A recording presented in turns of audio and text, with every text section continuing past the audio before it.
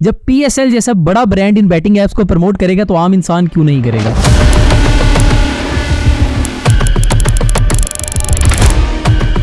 अगर आप online violations करते हैं तो आपको 3 से 5 साल कैद और 1 करोड़ रुपए जुर्माना होगा। अब कुछ लोग कह रहे हैं कि डकी भाई को 3 से 5 साल की कैद होने वाली है।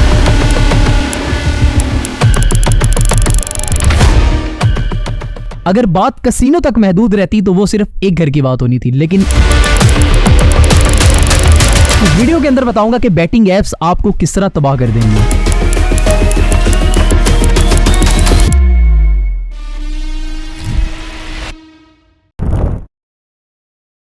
शाम का टाइम था।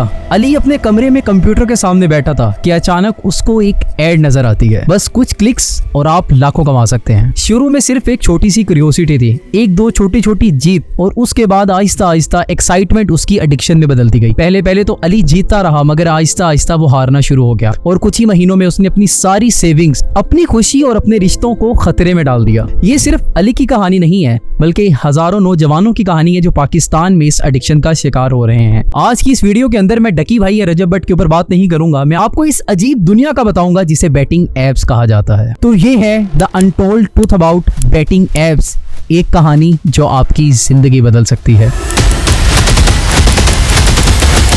अब इन बैटिंग एप्स के बारे में जानने से पहले ये देखते हैं कि असल में ये गैम्बलिंग स्टार्ट कब से हुई। गैम्बलिंग की शुरुआत बहुत पहले से हो गई थी। ग्रीस और रोम में स्पोर्ट्स बैटिंग का उरूज था। मुगल्स और कॉलोनियल दौर्स में सट्टाबाजर्स और लॉज ने इन्हें रेलुगेट किया और फिर 1968 में सबसे पहला कसीनो बना।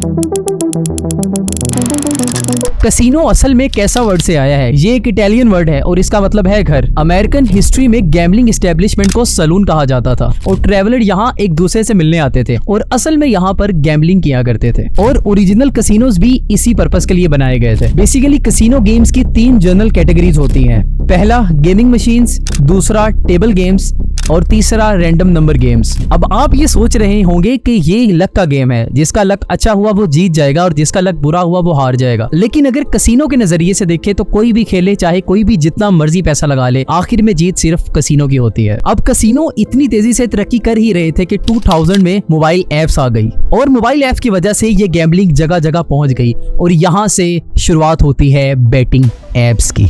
On to some breaking news coming in. The government is ready to hit pause on cash gaming apps. Gambling apps. Betting apps. Betting apps. Betting apps. Betting apps.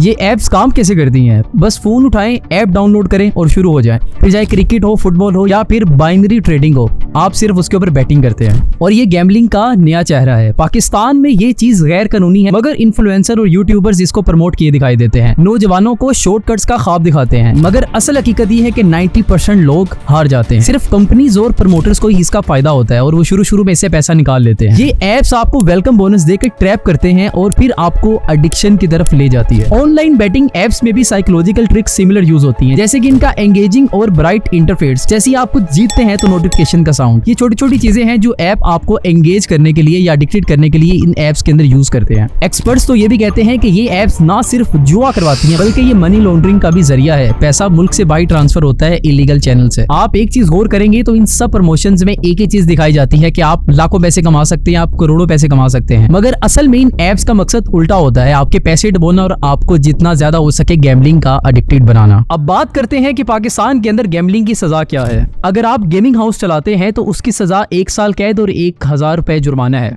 अगर आप पब्लिक गेमिंग करते हैं तो उसके अंदर 1 साल की कैद और 500 रुपए जुर्माना है। लेकिन अगर आप ऑनलाइन गैम्बलिंग या ऑनलाइन वायलेशंस करते हैं तो उसके अंदर आपको 3 से 5 साल कैद और 1 करोड़ रुपए जुर्माना है। मगर ये एप्स फिर भी पाकिस्तान के अंदर चल रही हैं। क्या पाकिस्तान की गवर्नमेंट की इन्फॉर्मेंट्स कमजोर है? पीटीए को इनको ब्लॉक करना चाहिए। बेसिकली ये एप्स सरोगेट वेबसाइट्स के जरिए बाईपास हो जाती हैं। अभी हालिया में ही NCCIA ने 46 एप्स को बैन किया पाकिस्तान के अंदर, जैसे कि 1x और बायनोमो डिफरेंट एप्स है। इन सब एप्स की लिस्ट मैं नीचे डिस्क्रिप्शन में दे दूंगा, तो आप वहां से भी उन एप्स को देख सकते हैं। मगर मसला इन एप्स का नहीं है, PSL भी इन एप्स को प्रमोट करती है। अब सवाल यहाँ पे ये है कि PSL ने क्यों 1x को प्रमोट किया, मगर टीम्स ने सरोगेट पेड वेबसाइट्स जैसे कि 1xBet से स्पॉन्सरशिप ली है, जो इलीगल गैम्बलिंग कंपनीज का फ्रंट है। पैसे के लालच में इनके लोगों को अपनी किट्स के ऊपर भी लगाया गया था। पेशावर हाई कोर्ट ने 2024 में पीसीबी को ऑर्डर दिया था कि वो स्पॉन्सरशिप बैन करे, मगर तब तक ये स्पॉन्सरशिप चल चुके थे। पीएसएल जैसे मैचेस में बैटिंग एप्स की जो प्रमोशन है ये हमारी नस्ल को बर्बाद कर रही है। अच्छा, बात करते हैं कि जब पाकिस्तान से पैसा बाहर जाता है तो पाकिस्तान को क्या नुकसान होता है। लोग शॉर्टकट्स के चक्कर में अपना सब कुछ गवा देते हैं और पैसा फॉरेन अकाउंट्स में चला जाता है, और फिर होती है मनी लॉन्ड्रिंग, जिनका बड़ा जरिया ये बैटिंग एप्स हैं।